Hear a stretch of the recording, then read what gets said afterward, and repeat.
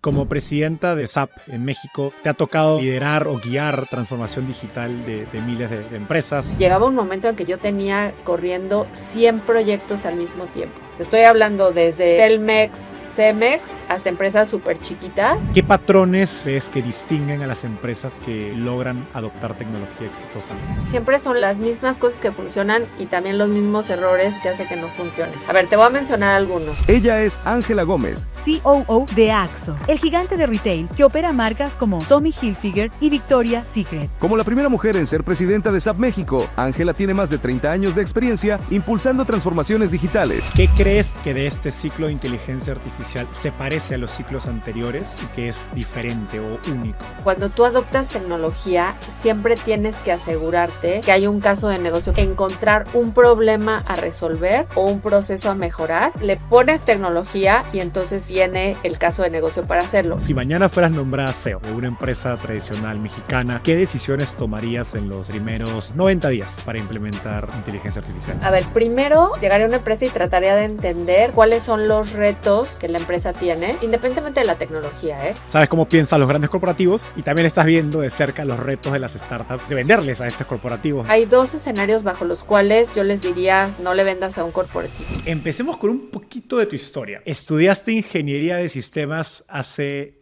30 años en México. Me imagino que eras una de las pocas mujeres en esas clases, o sea, muy adelantada a tu época. ¿Cómo era eso? Pues mira, efectivamente, yo tenía un papá que era ingeniero y siempre cuento esta historia que cuando desde peque me llevaba a lo que antes era la computadora, ¿no? Que era, yo creo que era un cuarto, no sé, enorme que procesaba menos de lo que hoy procesa nuestros teléfonos celulares. Y la verdad que sembró en mí siempre una semillita o sea, cómo la data te permite tomar decisiones. Entonces, sí, estudié ingeniería en sistemas. Cuando yo digo que menos del 5% de las mujeres estudiábamos algo relacionado con ciencia y tecnología. Wow. Y la verdad que desde entonces ha sido mi propósito. O sea, mi propósito en la vida, y lo digo muy vocalmente, es cómo usar la tecnología para mejorar la vida de las personas, cómo mejorar las empresas y también, ¿por qué no?, en nuestro país. Del mismo modo, llevas unos años ayudando a algunos de los corporativos más grandes de México en cómo entender y adoptar software e inteligencia artificial. ¿Hay alguna similitud entre aquella experiencia de ser de las primeras mujeres estudiando ciencia y tecnología y tratar de impulsar inteligencia artificial hoy? O sea, para mí inteligencia artificial es digamos, una nueva ola. O sea, sé que es una ola muy diferente y va a venir muy rápido, pero creo que yo por mi sentido muy práctico siempre pienso, digo, a mí me tocó imagínate, cuando yo estudiaba era cuando se empezaba Internet, ¿no? Entonces, o sea, fue como una revolución muy, muy importante en ese momento. Entonces, las empresas en ese momento tuvieron que tomar cierta actitud de apertura a empezar a trabajar de forma diferente. Después me tocaron los BIs, ¿no? Con todo el tema de la información, después los RPs. Entonces, para mí digamos, es como un ciclo que obviamente viene mucho más acelerado, en el cual las empresas pues tendrán que estar abiertas a otro tipo de interacciones, a otro tipo de capacidades, habilidades de la gente para poder adoptar pues la era de la inteligencia artificial, que como te digo, creo que va a tener que ser mucho más rápido, mucho más eficiente y con otras habilidades muy distintas a las que en su momento tuvieron la adopción de otras tecnologías, pero definitivamente lo veo como un ciclo más de los que nos ha tocado vivir. Hablando de ciclos, ¿qué crees que de este ciclo de inteligencia artificial se parece a los ciclos anteriores y qué crees que es diferente o único? Pues se parece para mí en el sentido de que, o sea, cuando tú adoptas tecnología, siempre tienes que asegurarte que hay un caso de negocio para hacerlo, ¿no? En mi experiencia, las empresas que mejor lo han hecho es cuando en general la tecnología es cuando encuentran realmente un caso de negocio. Y yo cuando digo un caso de negocio no es nada sofisticado, o sea, es encontrar un problema a resolver o un proceso a mejorar. Le pones tecnología y entonces viene el caso de negocio para hacerlo. Eso me parece que no cambia. no cambia el acercarte a los grandes jugadores que lo saben hacer. Y ahí no solamente te hablo de empresas grandes, porque regularmente se piensa que solo las empresas grandes deberían de poder acercarse a estos grandes jugadores, pero yo siempre decía que cuando yo estuve en SAP, el 90% de mis clientes eran pymes. Entonces, o sea, creo que eso es algo que no debería de cambiar, acercarte a los que saben. Creo que lo que sí tiene que cambiar es que antes los proyectos, pues digo, desde las metodologías que utilizábamos, ¿no? O sea, todos los proyectos en el pasado seguían una metodología waterfall o paso a paso, y hoy estamos ante metodologías ágiles que definitivamente pues, nos facilitan la adopción de tecnologías emergentes como tipo inteligencia artificial o en su momento proyectos de nube o de big data o sea, de información. Yo creo que también la normatividad en las empresas, no era lo mismo antes cuando implementabas un ERP que todo estaba muy normado versus hoy que cada uno de nuestros colaboradores tiene acceso a usar tecnología emergente, disruptiva, entonces tiene que estar como más normado en las empresas. También hoy el famoso Shadow IT, que yo le llamo, es que hoy cualquiera de nuestros colaboradores puede contratar un software as a service. Y no te enteras. O sea, no necesita el área de tecnología para tener acceso a una herramienta, incluso hasta pagarlo con su tarjeta de crédito personal. Entonces, yo creo que esas son las cosas que yo veo diferentes. Entonces, creo que los equipos de liderazgo tenemos que ser mucho más conscientes de que eso existe y no detenerlo. O sea, yo no detendría la innovación, pero sí la normaría un poquito más, ¿no? Para que no de pronto las áreas de tecnología se dan cuenta que ya no solo tienen 10 proveedores de tecnología, sino ya tienen 100 por todos los colaboradores que eventualmente usan tecnología pues, de uso libre o pagada por ellos mismos. Mencionaste a los equipos de liderazgo y como presidenta de SAP en México, pues te ha tocado liderar o guiar transformación digital de miles de empresas, pequeñas, pymes, como decías, pero también grandes corporativos. Y a través de esa experiencia, me imagino que has visto de primera mano qué funciona, qué fracasa cuando una empresa quiere adoptar tecnología. ¿Qué patrones ves que distinguen a las empresas que logran adoptar tecnología exitosamente? Sí, me han tocado muchos. Y la verdad que yo siempre digo que siempre son las mismas cosas que funcionan y también los mismos errores que hacen que no funcione. A ver, te voy a mencionar algunos, ¿no? En las empresas que he visto que funciona, creo que está muy tangible el por qué se está haciendo esa transformación. Segundo, que se ha comunicado muy bien a todos los niveles de la organización. O sea, creo que todos los niveles de la organización tienes que estar conscientes de por qué una empresa ha decidido entrar en un proceso de transformación tecnológica. Quizá tercero, que los objetivos tanto de la empresa como de cada uno de los individuos que van a participar en un proceso de transformación estén alineados, porque luego de pronto tú tienes tus objetivos, ¿no?, de operación, y de repente, y además en tus tiempos libres tienes que participar en el proyecto de transformación. Exacto. Y ahí no solamente hablo de la parte, idealmente que estén alineados los incentivos, ¿no?, los bonos, la parte variable. Pero si no es la total alineación con la parte variable, al menos tus objetivos de evaluación de desempeño, eso para mí es súper importante. Regularmente, bueno, y algo también bien importante, que asignen a la mejor gente a estos proyectos de transformación. En el pasado me tocaba ver empresas que decían, mira, de un área de finanzas, o sea, tal persona que no tiene mucho que hacer, allá mándala al proyecto de transformación. Y yo siempre digo que los proyectos de transformación son proyectos en los que estás construyendo el futuro. Entonces, si tú estás construyendo el futuro, ¿cómo es posible que no asignes a tu mejor gente versus a la gente que se queda a operar el presente? Entonces, digamos, esas son las cosas que he visto que son factores críticos de éxito. Tienes que estar dispuesto a poner la carne al asador, que eso implica tu mejor gente. Exacto, porque es una inversión. Ahora, yo creo que hay errores muy, muy obvios de los que no, o sea, además de hacer lo contrario de lo que te acabo de decir, Por ejemplo, no se tiene como muy claro cuánto tienes que invertir, entonces de pronto a la mitad del proyecto se dan cuenta de que, oye, no, pues no pensé que esto me fuera a costar esto. No son estrictos en los planes de trabajo, porque yo creo que hoy los proyectos de transformación tienen que tener un principio y un fin de entrada, ¿no? Y obviamente seguir evolucionando, pero si no les pones como un principio y un fin, de pronto la gente dice, oye, esto va a durar forever, ¿no?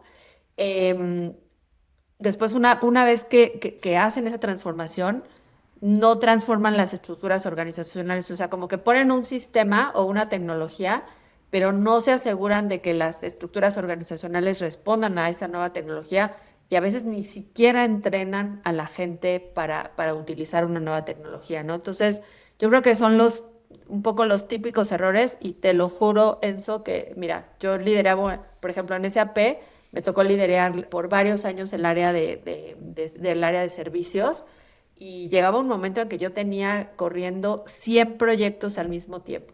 Te estoy hablando desde los Telmex, Cemex, hasta empresas súper chiquitas y se repetía. O sea, las empresas que hacían caso a los factores de éxito, que siempre les decíamos, asigna a tu mejor gente, comunica, liga los objetivos al desempeño, versus los que no, era clarísimo que ese proyecto no iba a caminar. Y no importaba el tamaño empresa, eran los mismos errores. Exacto. Qué curioso. ¿Qué opinas tú sobre las áreas de transformación digital? ¿Cuándo tienen éxito? ¿Cuándo no? Pues mira, las áreas de transformación, ahorita que me estabas haciendo la pregunta, estaba pensando en un libro que me gusta muchísimo, que habla del intraemprendimiento. Yo digo que las áreas de transformación digital en las empresas, tienen que tener la importancia. Muchas de ellas hoy reportan a dirección general, ¿no? Entonces tú tienes, yo conozco muchas empresas en las que tienen su CIO, déjame llamarlo así, ¿no? quien lleva... El Chief Innovation Officer, ¿no? Exacto. O sea, el CIO originalmente nace como Chief Information Officer, ¿no? Ese es, digamos, en lo que se traducía el CIO. El rol. Y de pronto surge el CTO, que es el Chief Transformation Officer. Entonces, hoy hay muchas empresas que tienen al director de tecnología que lleva la parte más, déjame decirlo así, de menos innovación. Yo le llamo un poco el que mantiene las luces encendidas, el que a lo mejor atiende los proyectos más relacionados con operación o mejora, y está en estas áreas de transformación. Entonces, hoy lo que me ha tocado ver mucho es que tienes que tener como dos velocidades. Las áreas de transformación, una, tienen que ser áreas estratégicas, incluso a veces reportando en dirección general. Dos, tienen que tener cierta independencia de lo que sucede en el día a día de las empresas, porque cuando tú tienes operación y tienes transformación, de pronto te absorbe la operación. O sea, hay emergencias en la operación, pasan cosas con, no sé, la legislación, las tarifas, ¿no? Ahorita que estamos con todo el tema de aranceles, entonces todo se vuelve a operar. Entonces tiene que tener esa independencia, también tienen que tener ese ADN de intraemprendimiento, o sea, es decir, probar cosas, equivocarse, aprender. Entonces, sí se me hacen áreas muy importantes para las empresas, pero este libro del que te hablo habla de por qué las áreas de transformación en las empresas de pronto no son exitosas. Y es por esto, porque no están divididas, porque gana el día a día, porque no tienen los ADNs correctos, y además no se les da como la importancia, y otra vez a lo mejor a veces no tienen a la mejor gente. Entonces, resumiendo, sí creo en esas áreas, pero sí creo que se tienen que de pronto ver como un área aparte de todo lo que sucede en las empresas en el día a día para que sean exitosas. Ahora, mencionaste la dirección general y me imagino que te ha tocado lidiar con distintos tipos de líderes, ¿no? Y claro, cómo trabajan, ¿no? Cómo se enfocan en la transformación de sus negocios a nivel digital. ¿Qué has aprendido del perfil del CEO, del director general, que acelera la transformación versus el que a lo mejor la frena o la demora? Bueno, Y no solamente CEO, sino también consejos de administración, ¿no? Creo que los CEOs que a mí me ha tocado ver que realmente aceleran la transformación digital son aquellos que realmente son capaces de conectar la visión que tienen de hacia dónde quieren llegar el negocio con la importancia que tiene la adopción de tecnología para llegar más rápido. Yo he sido CEO de algunas empresas y en particular me tocó estar en una de CPG en la cual no teníamos tanta tecnología, ¿no? Entonces yo siempre decía que las empresas sí pueden llegar a los resultados del negocio sin tecnología, pero la tecnología debe ser un acelerador de esos resultados de negocio. Entonces, aquellos CEOs que tienen una visión de hacia dónde quieren llegar y la conectan con cómo la tecnología los puede ayudar, me parece que son aquellos que son exitosos.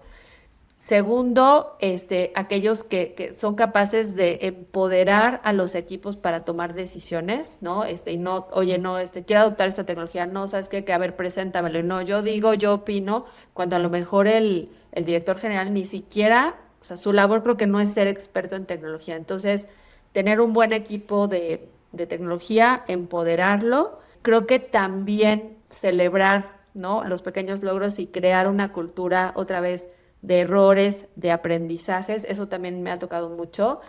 Tengo por ahí un ejemplo de uno de mis clientes en SAP que está, o sea, me acuerdo mucho que el proyecto era un proyecto bien complejo porque es una empresa enorme de distribución y la verdad que el día de la entrada en productiva del proyecto hubo problemas. Entonces, digamos, en ese miedo, el director de tecnología dijo, ¿sabes qué? Tenemos que hacer el rollback. Y el director general dijo, no, tenemos que ir adelante. O sea, corrijamos lo que no hicimos bien, los escenarios que no hicimos, pero vamos a afectar la venta a lo mejor 3, 4 días que no vamos a estar operando. Y él dijo, no, a ver, o sea, tenemos que seguir adelante. Entonces, yo creo que cuando hay esa visión y ese entendimiento de por qué tecnología te puede ayudar a acelerar, esos CEOs pueden tomar decisiones en cuanto a gente, en cuanto a cultura, en cuanto a comunicación, incluso decisiones como esta que te cuento para seguir adelante, ¿no? Entonces, yo diría que hoy ya hay mucho más conciencia de lo que yo te estoy hablando en mis 30 años de carrera profesional, de que realmente sin tecnología hoy pierdes una ventaja competitiva versus la competencia. Entonces, creo que eso ayuda bastante. Yo creo que ahorita el paso que sigue son los consejos de administración.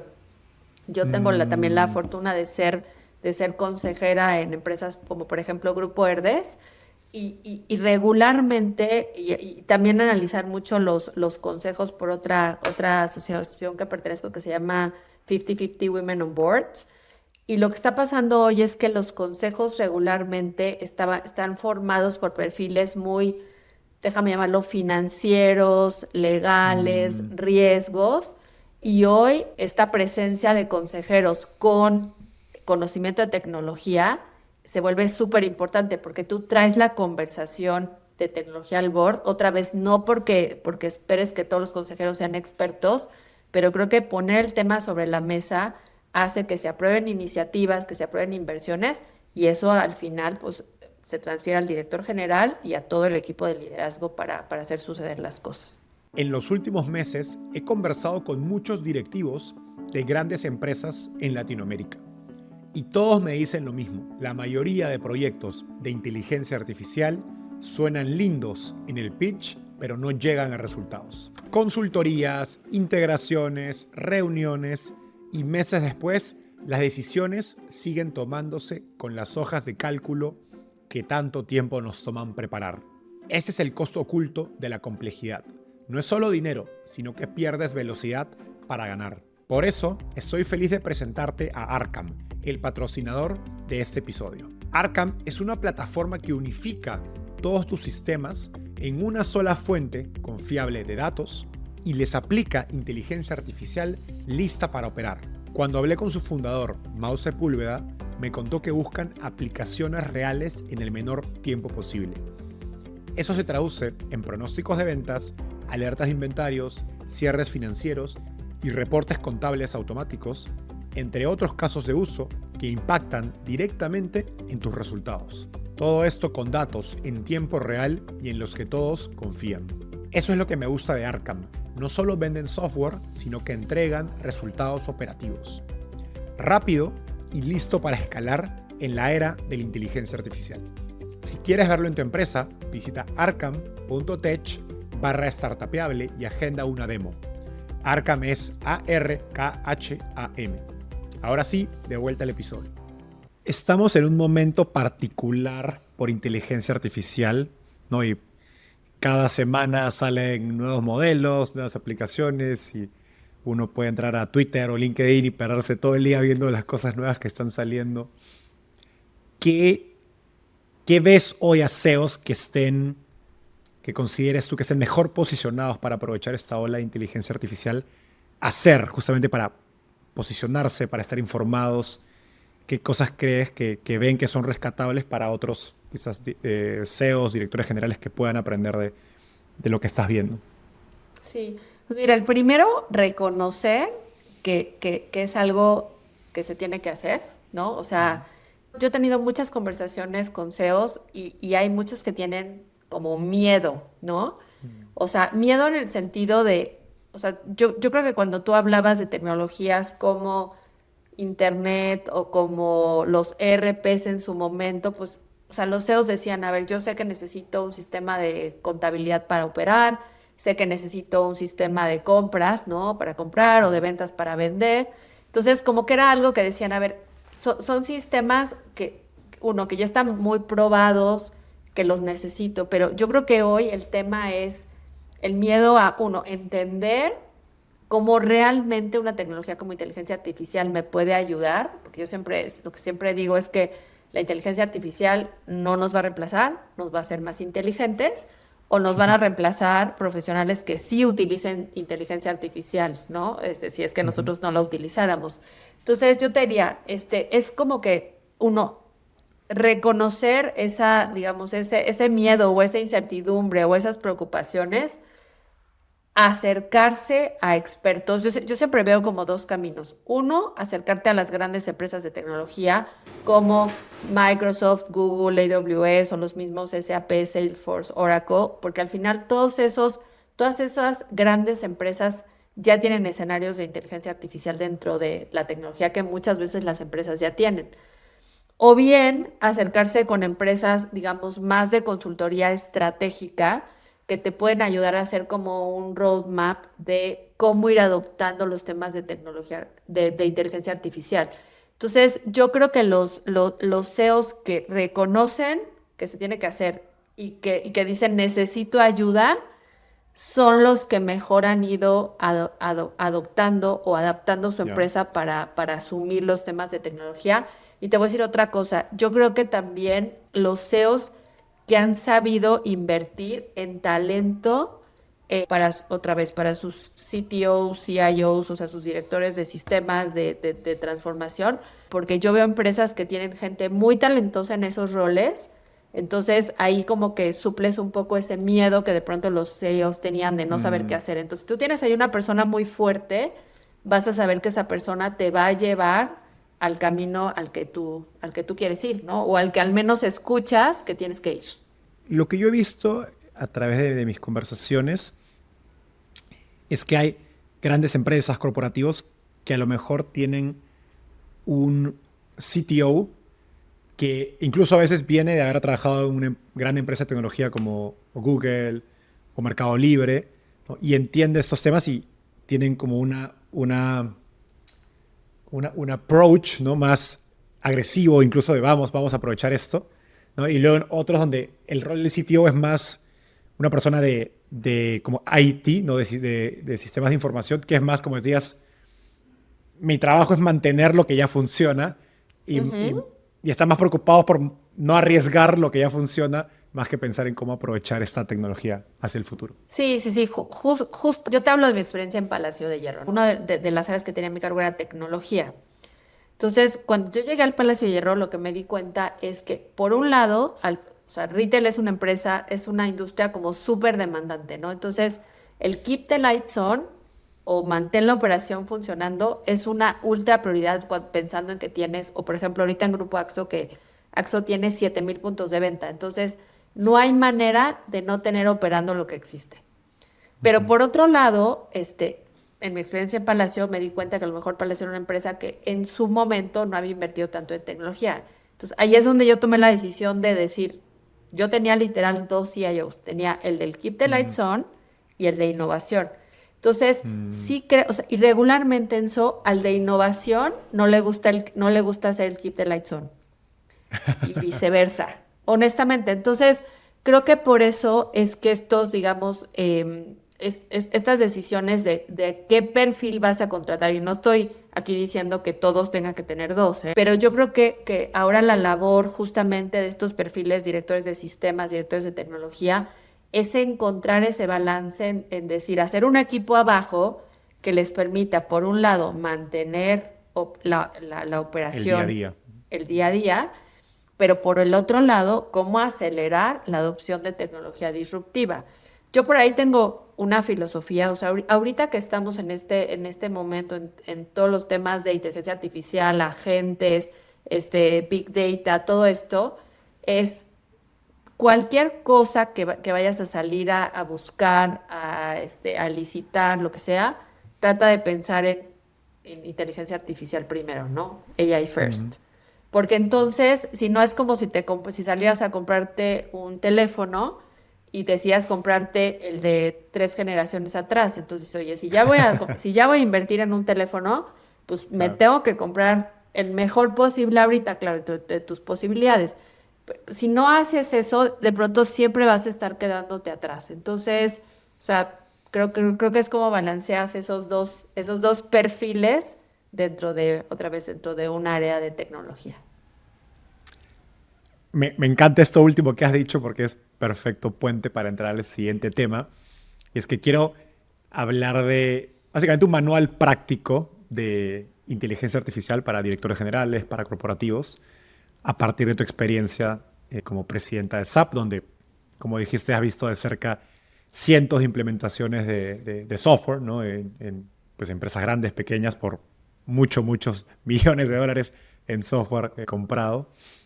Y entonces, haciéndolo súper práctico, ¿no? Si mañana fueras nombrada CEO, ¿no?, de una empresa tradicional mexicana en algún sector, pues donde tech no es el core, ¿no? Como mencionaste, retail, de consumo, y esta empresa es grande, ¿no?, con 10,000 empleados, ¿qué decisiones tomarías en los primeros, digamos, 90 días para implementar inteligencia artificial?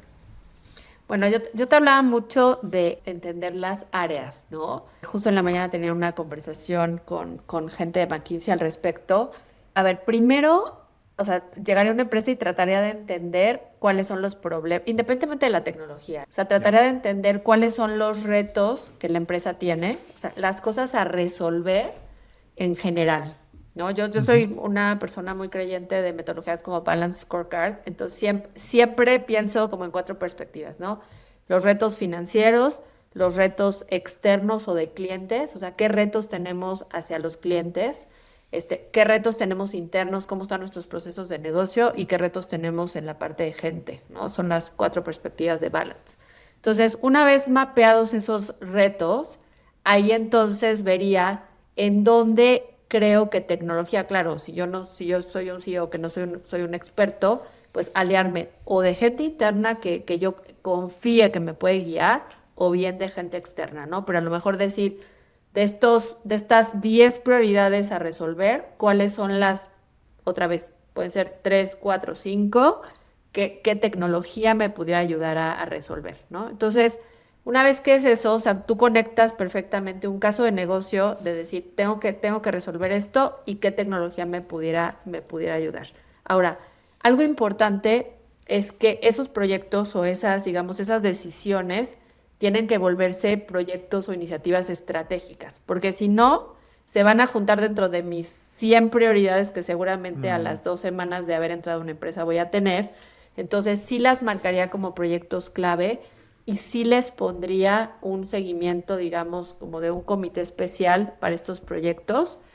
Algo bien importante, y ya es algo que está sucediendo mucho, es la creación de comités de tecnología dentro de las empresas, ¿no?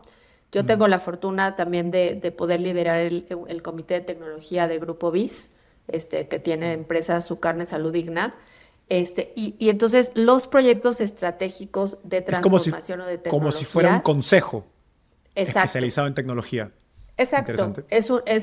Y de hecho muchas veces este comité de tecnología de hecho reporta al Consejo de Administración.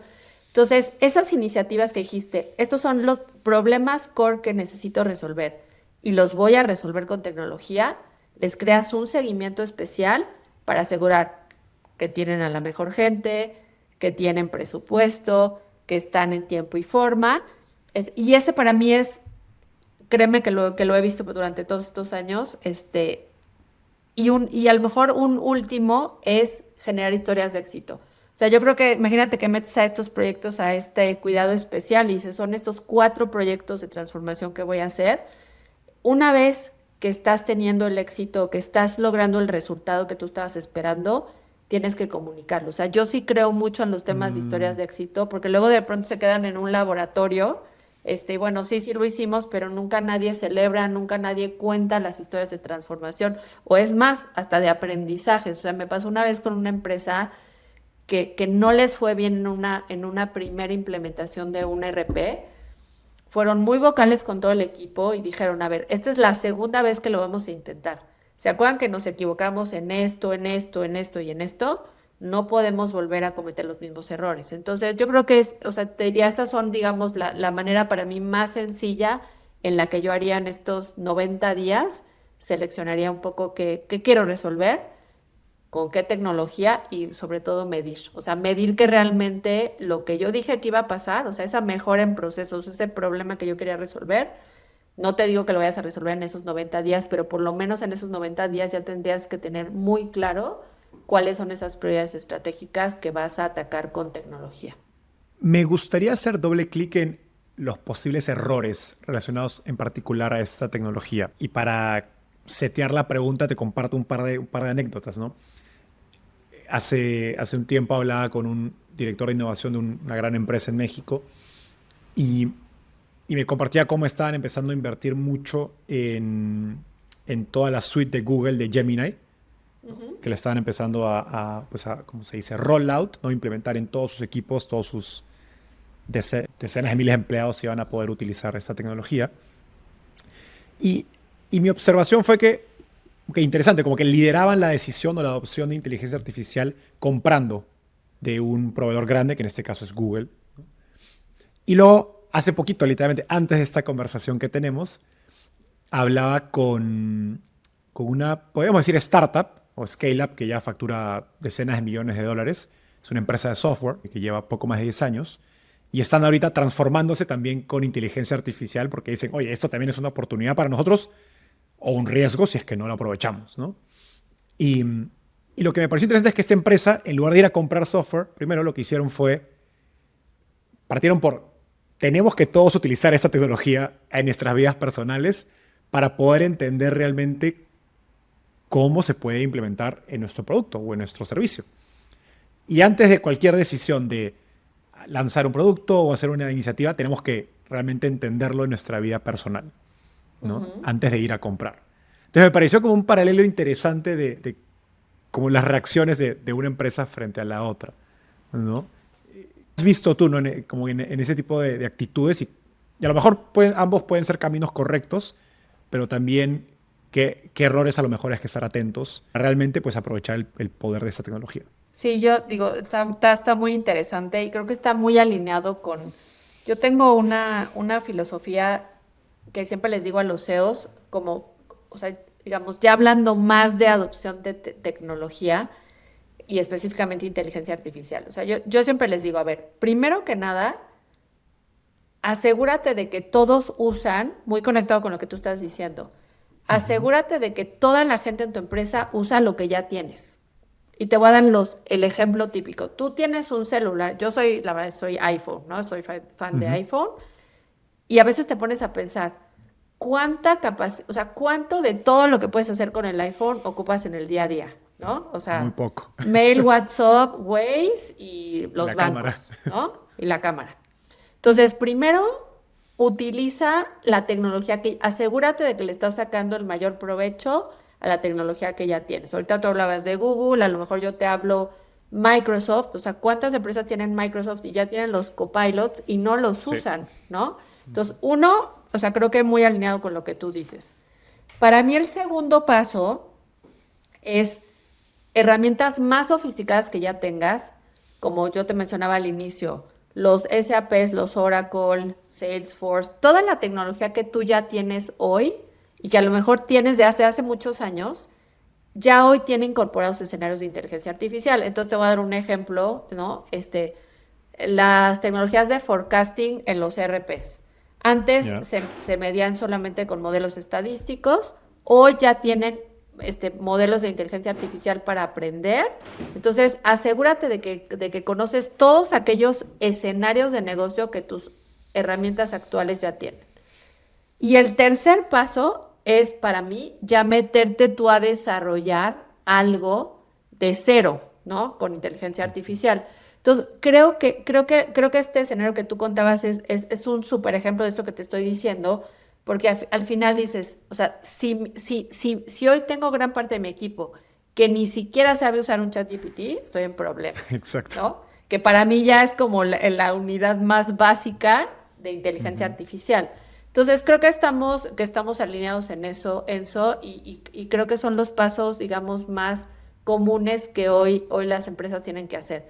Otro dato que te doy también es, o sea, cuando elegimos escenarios de inteligencia artificial, yo siempre digo, tú tienes que evaluar hoy, que tienes que elegir por dónde empezar. Si un escenario te sale más barato automatizarlo todavía con gente, ese no es el escenario correcto para empezar. Escoge otro en el cual no sea tan obvio que por meter más gente lo vas a poder mejorar, ¿no? Entonces, digo, ahí creo que hay muchos aprendizajes que las empresas y los CEOs empiezan también a compartir, porque me ha tocado estar en foros muy interesantes. Hay una organización que se llama Needed Education que hace mucho trabajo con CEOs. Entonces, de pronto tú estás en una mesa y está los directores generales de bancos, directores generales de telefonía, de empresas de telefonía, y escuchan las preguntas y los aprendizajes que han tenido, y la verdad es que es súper interesante. Entonces, creo que es un camino, pero bueno, hay tips para ir caminando más rápido. Sé que no te gusta que cortemos el episodio para poner un anuncio, y menos para pedirte que te suscribas. Pero hay un dato que no puedo ignorar. El 60% de los que escuchan Startupiable todas las semanas todavía no están suscritos. Lo peor es que muchos ni se dan cuenta, y por eso tengo que repetirlo. No se trata solo de un número en YouTube o Spotify. Suscribirte es como invitarnos un café. A ti no te cuesta nada, pero para nosotros es lo que nos permite seguir trayendo estas conversaciones con los mejores emprendedores en Latinoamérica y el mundo. Si ya escuchaste una entrevista y te gustó, suscríbete ahora. Y a los que ya lo hicieron, gracias. Son ustedes los que hacen posible que Startupiable siga creciendo semana a semana.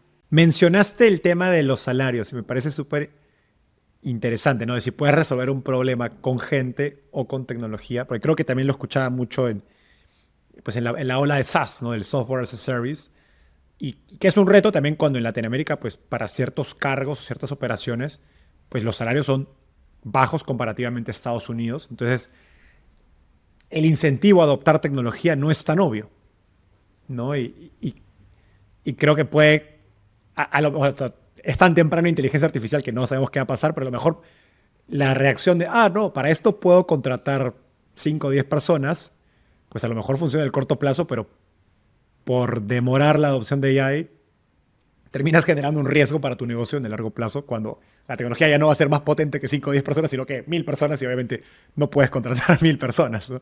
Claro.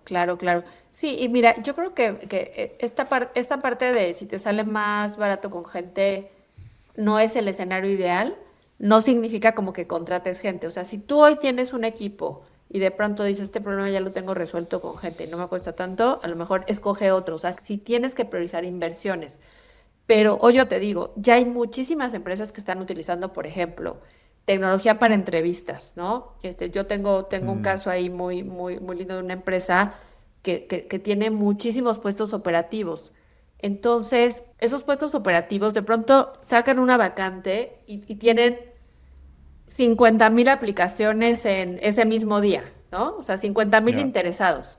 Entonces, ¿cómo logras tocar a esos 50,000? Pues imagínate la cantidad de reclutadores que Sí, tendrías claro. Un ejército. que tener. Entonces, lo que están haciendo hoy es utilizando agentes para su primera entrevista. Entonces, yo creo que eso ya ahora ya es como tan común. Entonces, tocas a los 50,000 en una primera entrevista, de ahí haces un filtrado y ahora sí ya metes a tus reclutadores a los candidatos que filtraron las entrevistas viajantes. Entonces, hijo, está caminando tan rápido que yo creo que digamos, esa filosofía de gente versus agentes, vamos a ver cosas muy interesantes en los próximos meses. Mencionaste esta conferencia en la que participas, ¿no? Y tienes la oportunidad de interactuar con directores generales de pues, las empresas más grandes de México en distintos sectores, como banca o telefonía.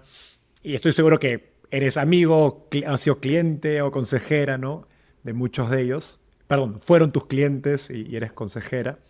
Entonces, pues tienes un insight único a qué están haciendo, qué están probando con inteligencia artificial. ¿Qué empresas, alguna empresa que puedas mencionar que a lo mejor conozcas bien y estés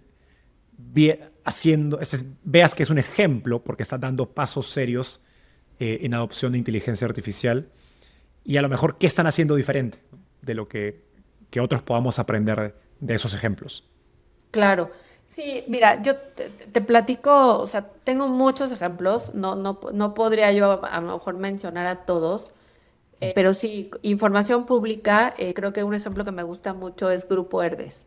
Grupo Herdes, del cual tengo el honor de ser consejera independiente, tiene, digamos, hoy tiene un CTO que tiene ese perfil, yo digo que es un asset, tiene ese perfil entre tener ese balance entre tener la operación funcionando, pero siempre estar pensando en cómo hacer las cosas de innovación. Entonces, ellos, y públicamente lo han dicho, empezaron a utilizar inteligencia artificial ya hace un par de años para mejorar sus pronósticos de compra, de producción, basados digamos, en el pronóstico de la demanda. Y la verdad es, ellos llevan ya un par de años haciendo esto y han tenido una mejora en su accuracy significativa. Y la verdad que empezaron aliándose con un aliado tecnológico, en este caso Google, para hacerlo. Entonces, o sea, cuando hay como, o sea, vuelvo a juntar la persona correcta, ¿no? Obviamente con el apoyo de dirección general, cuando existe el acercamiento con el partner correcto y hay un caso de negocio claro de por qué hacer una inversión, me parece que es un escenario, digamos, muy claro. Entonces, yo creo que forecast accuracy o accuracy en todos tus forecasts de compras, de ventas, de producción, es algo que ya se está utilizando y yo creo que ese tiene una ventaja, que antes se trataba de hacer con información, digamos, histórica o estadística, y es como muy fácil dar el paso a utilizar algo más ya de inteligencia artificial.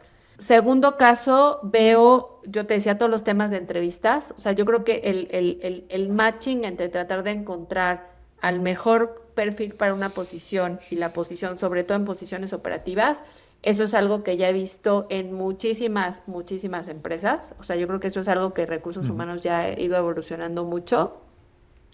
Los call centers, o sea, los centros de atención para clientes, para proveedores, las empresas ya lo están haciendo internamente utilizando agentes de inteligencia artificial y también si ellos tienen una alianza con alguna empresa que les provea los temas de call center, también esas empresas ya lo están haciendo mucho. Podemos hablar como que de los más avanzados y de otras empresas que están, digamos, ya probando modelos desde hace un par de años, como el ejemplo de Grupo Herdes, para poder sacar provecho de la inteligencia artificial. Ángela, hemos hablado hasta ahora de los corporativos, pero también hemos mencionado a los partners. Y mencionaste algunos nombres como las grandes empresas de tecnología, ¿no? Como Google, Oracle, Salesforce, Microsoft. También mencionaste el caso de las consultoras estratégicas, como un McKinsey, quizás un Accenture. Pero también eso se involucra con startups que le quieren vender a ese mismo público, ¿no? A los grandes corporativos, a los, como se conoce, enterprise, ¿no? A los grandes clientes de México y Latinoamérica. Sé que estás en el consejo de uno de ellos, de Mendel. Sí, de Mendel. Sí. Gracias a Elena que nos conectó. Entonces, a partir de todo lo que aprendiste en tu carrera, ahora estás ayudando a startups a poder pues, entrar también en este mercado y crear soluciones y venderlas con ese tipo de clientes, ¿no? Entonces, sabes cómo piensan los grandes corporativos y también estás viendo de cerca los retos de las startups, pues de venderles a estos corporativos, ¿no? Me imagino la parte política, las aprobaciones, burocracia, que son los retos que siempre pues menciona mi público, que son los emprendedores, de lo difícil que es venderle a una gran empresa en Latinoamérica. Entonces quiero hablar un poquito de eso y sacar aprendizajes de esa experiencia. Y quiero empezar con una pregunta rara, en el sentido de, ¿alguna vez le dices a una startup, no le vendas a ese cliente, no está listo para comprar tu solución? Porque, digamos, si venderle a un corporativo es un proceso de largo aliento, ¿no?, que toma tiempo, pues es importante también saber dónde uno invierte su tiempo y donde hay una probabilidad real de cerrar una venta. Claro. Sí, mira, sí tengo la fortuna de ser parte del advisory board de Mendel y también a lo mejor no tan formal como lo hago en Mendel, pero sí ser, digamos, mentor de un startup que quiero mucho que se llama Cuéntame, que trata temas de salud mental en las empresas. Y yo te diría, yo veo como dos momentos en los cuales decir no. Primero me voy a enfocar en los temas de inteligencia artificial, porque tú te imaginarás ahora que estoy de regreso en retail, pues tengo muchas Todos personas que todo el tiempo me están buscando. Tengo la solución perfecta para que hagas esto en retail, etcétera, ¿no? Hay dos escenarios bajo los cuales yo les diría no le vendas a un corporativo. Si hablo específicamente de temas de inteligencia artificial, creo que a veces olvidamos el tema de los datos, ¿no? Sé que los datos ya con inteligencia artificial ya no tienen que estar tan estructurados como era antes, pero sí tienes que tener claro que la inteligencia artificial va a tomar decisiones con datos. Entonces, si esos datos no tienen la calidad o no tienes la data necesaria para que una solución que use inteligencia artificial funcione, yo ahí diría hold, ¿no? O sea, no le metamos ahí. Y en el otro es cuando... Y eso lo dices tanto del lado del cliente como de la propia startup, ¿no? Sí, o sea... Porque puede ser que el cliente no esté listo para implementar esa tecnología. Exacto, sí. O sea, cuando un cliente quiere meter algo de inteligencia artificial, tiene que estar consciente que si no tiene la data correcta, o sea, si no tiene la data, déjame llamarlo decir, no correcta, pero la data, tampoco es que inteligencia artificial pueda hacer maravillas, ¿no? Pero sobre todo startups, porque hoy, pues la verdad, la mayoría de las startups ya tienen, o sea, están construidas para utilizar inteligencia artificial. Entonces, tienen que ser capaces de detectar si realmente la empresa está preparada con la data correcta para que entonces sus modelos funcionen de la mejor manera, porque si no, a lo mejor el cliente le dice, sí, te compro, y al final el resultado esperado no se va a dar. Entonces, yo creo que el tema de data es algo súper importante. Y el segundo es cuando no existe o no queda claro el caso de negocio, del por qué hacer algo, ¿no?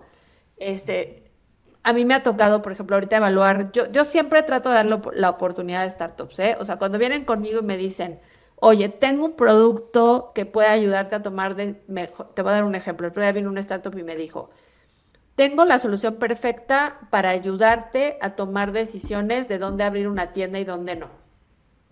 Okay. Va, pero al final... Como grupo Axo, lo estás diciendo. Sí, en el grupo Axo, digo, te platicaba que tenemos 7,000 puntos de venta, entonces para nosotros sí es muy importante cuando tomamos decisiones de decir, a ver, este punto de venta sí lo tengo que abrir o no lo tengo que abrir. Claro, nosotros hacemos nuestros propios análisis, ¿no? De dónde tiene sentido abrir más tiendas de Tommy o no, pero bueno, esta empresa vino así.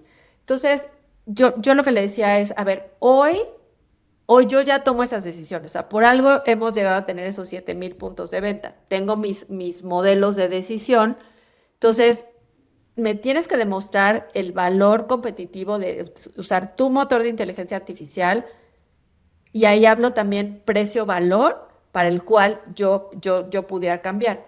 Al final nos dimos cuenta que era mucho más caro y a lo mejor me iba a dar el mismo resultado, o sea, no te digo que el mismo, porque yo sí creo que un modelo de inteligencia artificial, como te dije, me tiene que hacer más inteligente, pero cuando yo veía costo-valor no tenía ningún sentido, ¿no? Entonces, yo creo que en ese momento en el que si no hay un business case claro de por qué hacer una inversión en tecnología, y la relación precio-valor no tiene sentido, ahí yo les diría, no pierdan tiempo. O cuando la empresa no está preparada para dar el salto hacia una tecnología. Te voy a dar un ejemplo que a lo mejor ya no es tan actual, pero hace tiempo, en otra de mis empresas de retail, CPG, vino una startup que empezaba con temas de WhatsApp para todo el tratamiento. Te estoy hablando hace varios años. Sí, sí. Ya hoy Entonces, ya está más prevalente, ¿no? exacto. Entonces, en ese momento, o sea, la empresa en la que yo estaba no estaba ya sabes, estaba todo el tema que si WhatsApp, que si el manejo de datos personales. Entonces, no estábamos listos para mover el canal de atención de venta a WhatsApp. Entonces, en ese momento yo dije, a ver, hoy, todavía no estoy lista. La verdad, ahora medio me arrepiento porque fue todo tan rápido. Pero pero en ese momento yo reconocía que no estábamos listos. Y sabes que también de pronto las startups hoy no están dispuestas a hacer pilotos, ¿no? Entonces yo creo que un piloto también siempre puede ayudar, porque dices, bueno, a ver, no estoy tan preparado, no sé si tengo la data, no estoy convencido de que te voy a poder pagar, pero si con un piloto tú me demuestras que realmente esto funciona, por supuesto que lo hacemos. Entonces yo diría, esos son mis consejos para las startups. ¿Cuáles son las características de un buen piloto para ti? Pues un buen piloto es aquel que prueba la hipótesis. O sea, a ver, puede ser con poquitos datos, puede ser con muchos datos, puede ser en un periodo corto de tiempo, en un periodo largo, pero para mí el piloto exitoso es aquel que prueba la hipótesis. Si tú me dices, si implementas mi tecnología, yo te garantizo que vas a subir tu conversión en un punto decimal.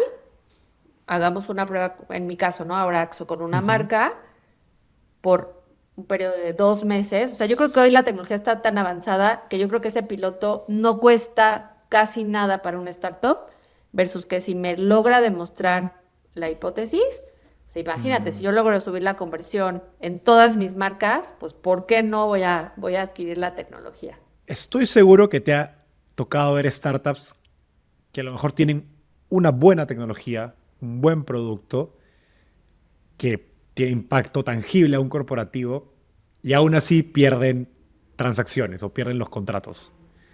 Me pregunto o sea, si recuerdas un caso donde dices, oye, esto debe haber sido un negociazo, pero al final fracasa, y qué falla en ese proceso, ¿no? O sea, ¿cuáles son esos errores que es como, ya estás a punto de hacer el gol y tú mismo la sacaste, ¿no? Sí, pues mira, a mí lo que me ha tocado ver es que regularmente cuando se hace un buen piloto, o sea, yo creo que en startups siempre hay un tema de confianza o sea, hay como 3 preguntas, ¿no? O sea, ¿esta startup me va a durar cuántos años? O sea, ¿cómo está fondeada? ¿Qué capacidad tiene? Porque cuando viene una startup acá, no es solamente el implementar la tecnología de una startup. O sea, en empresas grandes hay tecnologías, otra vez, como SAP, o sea, están los RPs, están los CRMs, están los sistemas transaccionales. Entonces, hay una inversión también de la empresa en conectar regularmente la tecnología de una startup hacia los sistemas operativos de las empresas. Entonces, o sea, cuando se hace un piloto no es nada más inversión del lado del startup, también hay una inversión de tiempo y esfuerzo interno. Entonces, si los pilotos fallan, no hay manera digamos, de hacer nada, ¿no? A mí no me ha tocado ver, o sea, cuando en mi caso, ¿no? Cuando hemos decidido no ir adelante con algo, es o porque el piloto no funcionó, o porque en la investigación más detallada de la empresa vemos un riesgo, déjame llamarlo de alguna manera. Otro caso ha sido cuando no se cumplen con todos los estándares de ciberseguridad. O sea, yo creo que ahorita las empresas grandes, todas te van a ejecutar un penetration test a tu tecnología. Entonces, si no tienes los elementos para demostrar que estás fuerte en esa parte, las empresas grandes no se van a arriesgar. Y cuarto, cuando el precio-valor, o sea, el precio que tú me quieres dar versus el valor que voy a obtener, no está, o sea, creo que no tiene que ver tanto con, oye, y va a ir en cuanto a la tecnología más rápido, o sea, o va a adoptar las nuevas tendencias tecnológicas. Bueno, ¿y sabes qué? Una más, la capacidad de respuesta. Te voy a dar otro ejemplo que vi de otra startup. o sea, era una startup en la que íbamos a invertir, digamos, parte de nuestras operaciones, unas operaciones transaccionales importantes. Entonces de pronto esa startup me decía, nuestro horario de servicio es de lunes a viernes. O sea, a ver, los retailers hacemos, o sea, gran parte de nuestro negocio sucede los fines de semana. Entonces, si tú no tienes la capacidad de darme soporte cuando yo más te voy a necesitar, no tiene ningún sentido. Entonces, digo, por ahí te di algunos ejemplos de cuando a lo mejor hemos decidido a lo largo de mi trayectoria no ir adelante con un proyecto, e incluso como SAP, porque en SAP, además digamos, de la empresa per se, hay todo un ecosistema de startups que crean tecnología alrededor de SAP, y esos mismos casos o esa misma retro les daba yo en su momento. ¿Algún otro error que se te venga a la mente acerca de cómo venderle tecnología e inteligencia artificial a estas pues, grandes empresas, ¿no? A los Walmart, a los FEMSAs? Uno, subestimar las integraciones con las grandes soluciones. No trabajar, o sea, no tener la capacidad de trabajar en los temas de adopción, porque esas grandes empresas, cuando tú llegas como startup, eres una partecita de todo su ecosistema tecnológico. Entonces, si no tienes un equipo fuerte de adopción, ahí también, o sea, te pueden comprar, pero al año ya no renovar tu suscripción. No lo usan, claro, no renuevan. Entonces, ese es bien importante. O sea, ¿cómo vas a asegurar que si le vas a vender algo a Walmart para sus, no, ya ni sé cuántos colaboradores tenga, pero pues deben de tener miles de colaboradores? ¿Cómo le vas a hacer para que realmente los colaboradores lo usen? Obviamente en conjunto con la empresa. Entonces, yo creo que adopción es otro de los errores importantes, y pues esos son los que me vienen a la mente. Quizás no lo sabías, pero además del podcast, tenemos una newsletter y quiero invitarte a suscribirte. Piénsalo así, el podcast es profundidad para entrar en las mentes de los mejores emprendedores de Latinoamérica y el mundo. En cambio, la newsletter es claridad. Destilamos cada episodio en 3 secciones que puedes leer en 5 minutos. Una gran idea, una frase y una anécdota de estos grandes invitados. Más de 20,000 emprendedores, inversionistas y ejecutivos de alguna de las empresas más importantes de toda Latinoamérica nos leen semana a semana y quiero que formes parte de esta comunidad. Si quieres un resumen de las mejores ideas de este episodio, suscríbete en el link de la descripción. Es gratis y me lo agradecerás.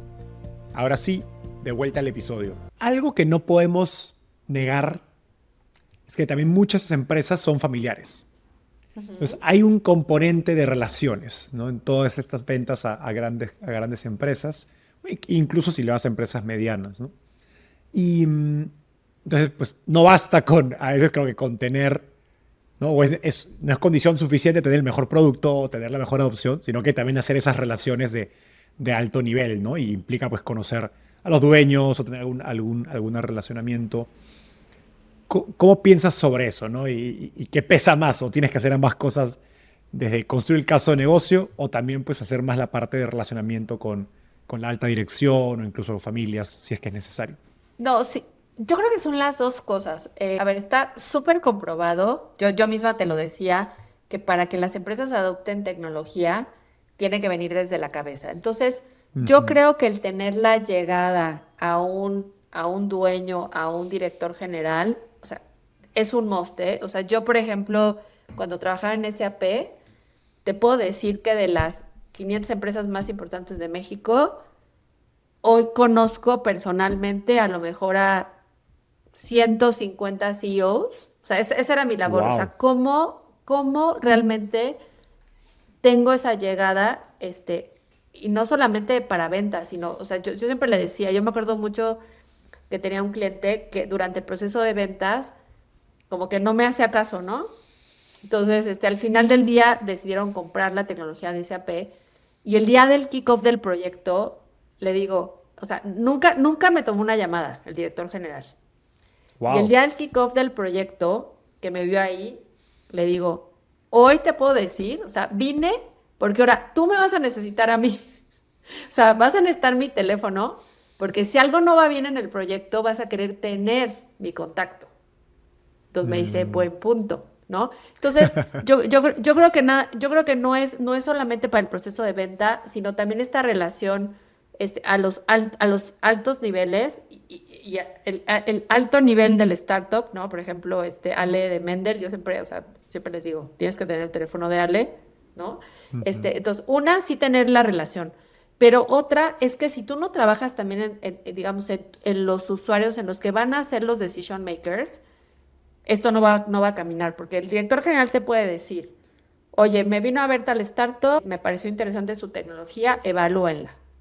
Pero pues en esa evaluación, pues el CIO puede decir, ¿sabes qué? O sea, no camina. Entonces, si tú trabajas la dirección general, pero también trabajas en las áreas en las que tienes que convencerlos, pues imagínate, match perfecto. Tienes el Una sponsorship estrategia sándwich. ejecutivo, tienes el sponsorship ejecutivo, pero también tienes a tus usuarios que son en realidad los que van a hacer suceder las cosas. Entonces yo creo que hay que trabajar en las dos, no solamente en una. ¿Has tenido situaciones donde alguien te dijo, oye, esa tecnología no va a funcionar o no se va a poder implementar? Y me pregunto si te pasó en SAP y si es algo que a lo mejor hoy escuchas, ¿no? Con software y con inteligencia artificial. ¿Y cómo recomiendas manejar esa objeción o llevar esa conversación?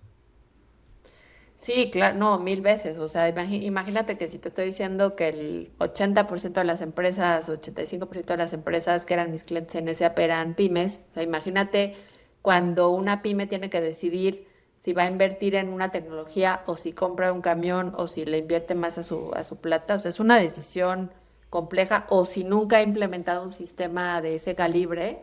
Y estos, no, 1000 veces, o sea, 1000 veces he tenido objeciones y yo creo que todas las empresas de tecnología han tenido muchas veces objeciones de, sabes que esto no, deja tú que no vaya a funcionar, o sea, no sé si tengo la capacidad de adoptar una tecnología como esta, ¿no? Entonces, mira, para mí lo que mejor funciona son las referencias, las historias de éxito. O sea, el poner a hablar otra vez, imagínate que voy a hablar de Mendel, ¿no? En Mendel, o sea, Mendel es una plataforma para la optimización o sea, la gestión inteligente del gasto, déjame llamarlo de alguna manera. Entonces, ¿qué mejor hablar al director de finanzas de una empresa con el director de finanzas de la empresa que dice que esto no va a funcionar? O una inversión tan grande como las de SAP.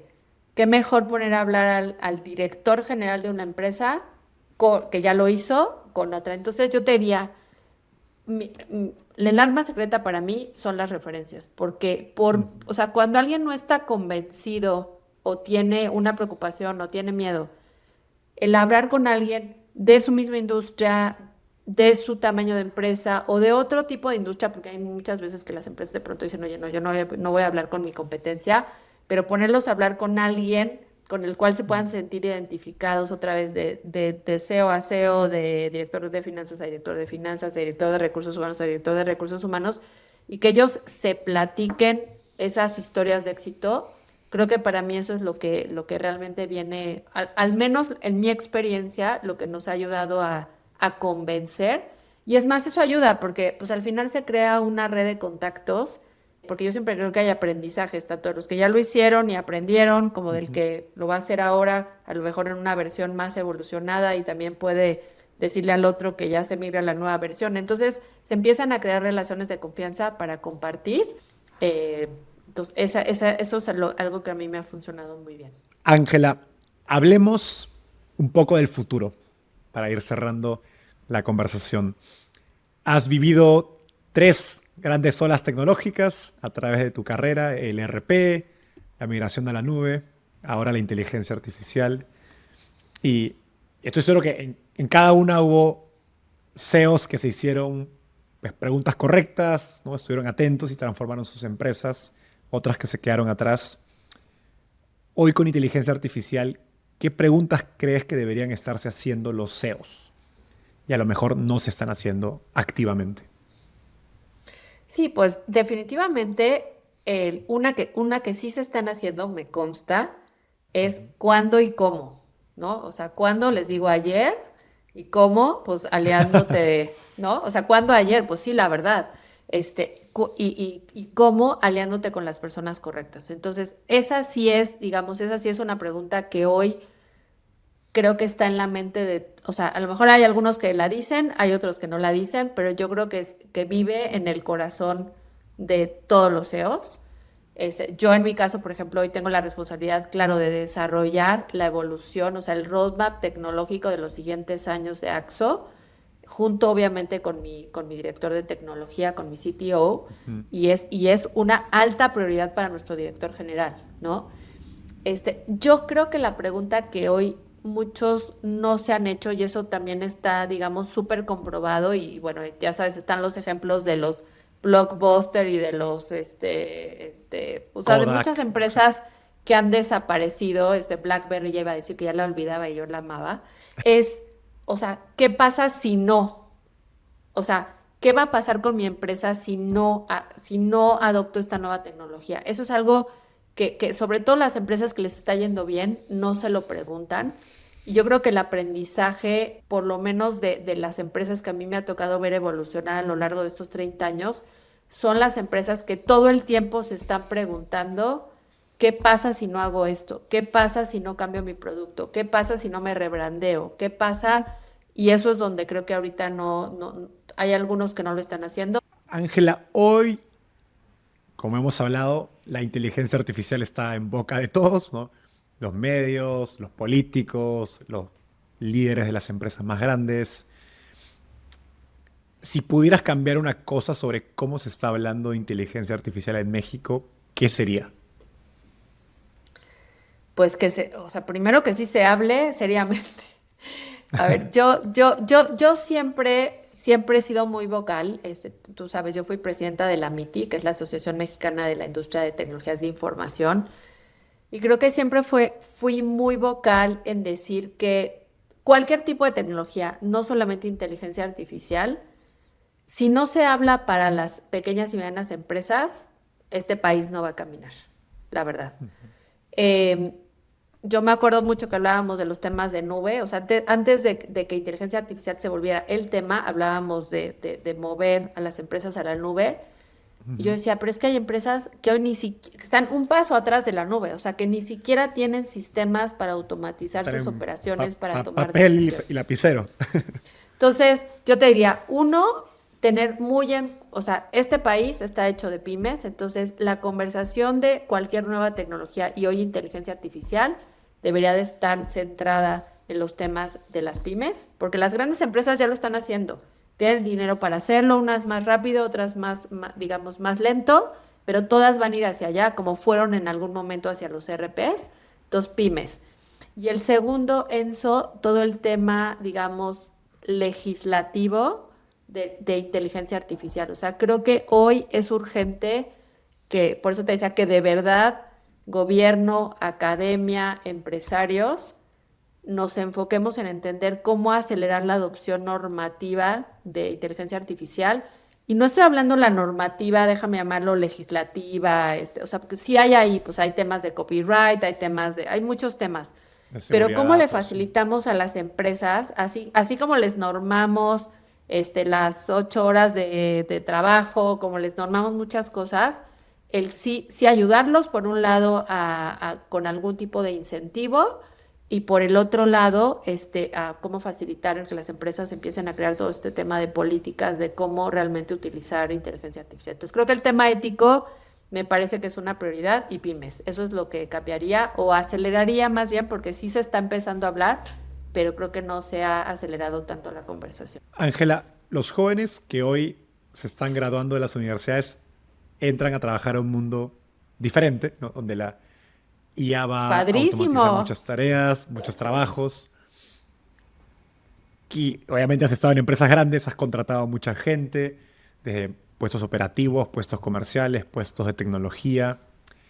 ¿Qué habilidad crees que un joven debería estar desarrollando hoy para no quedarse atrás en este nuevo mercado laboral al que está entrando? Yo soy STEM, ¿no? Soy mujer STEM. Y yo lo que te diría es, no importa hoy, o sea, porque siempre hablábamos de que STEM es si estudiaste algo relacionado con ciencia, tecnología, matemáticas. O sea, STEM va mucho más allá. Por eso a mí me encanta una organización que se llama Movimiento STEM, que lo que está tratando de hacer es hacer la conciencia desde los niños de las habilidades que tenemos que desarrollar para justamente prepararnos para este mundo digital.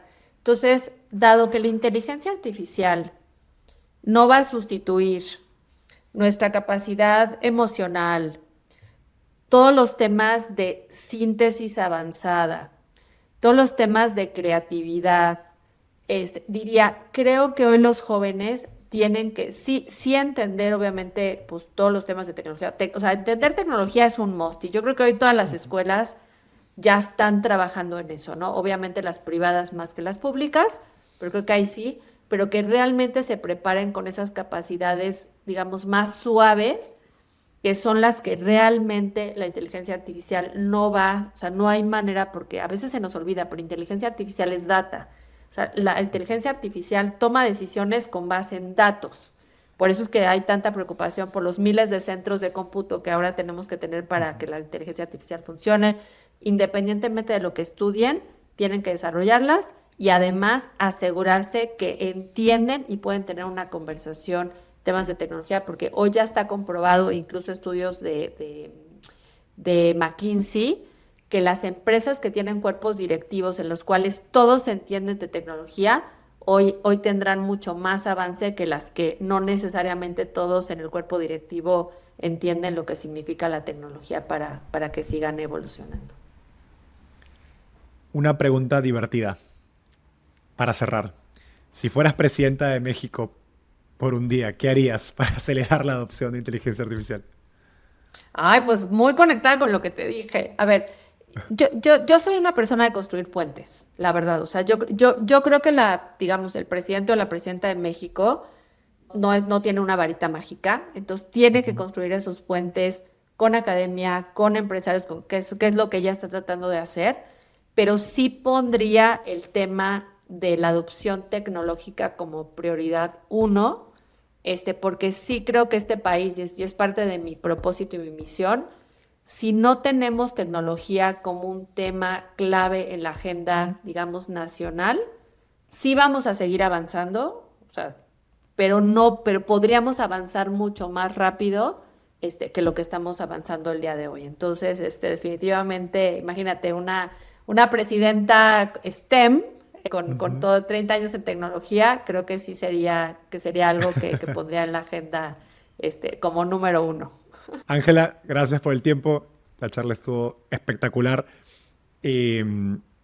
Por adelantado te pido perdón por todos los emprendedores que escuchan el podcast que te van a escribir a tratar de venderte su solución de inteligencia artificial. No, está perfecto. ¿Sabes qué? Amo trabajar con emprendedores. Solo ténganme paciencia. Pero bueno, ahí iremos viendo las tecnologías y obviamente, y si no las compramos, pues al menos darles la retro del por qué no, porque creo que eso también ha sido súper valioso en las interacciones que he tenido con ellos a lo largo de este tiempo. Gracias, Ángela. Nos vemos. Gracias, Enzo. Un gusto platicar contigo y felicidades por lo que estás haciendo. De verdad que me encanta tu podcast y ha sido un honor para mí que me consideres estar aquí contigo. A ti, gracias por eso. Gracias por acompañarnos hasta el final del episodio. A diferencia de un inversionista, no te cobramos por nuestra sabiduría, pero para poder seguir creciendo necesitamos de tu ayuda. Así que comparte este episodio con tus amigos emprendedores. Y si quieres recibir el resumen con lo mejor de todas nuestras entrevistas, no dejes de suscribirte a nuestra newsletter dándole clic aquí. Nos vemos en el próximo episodio.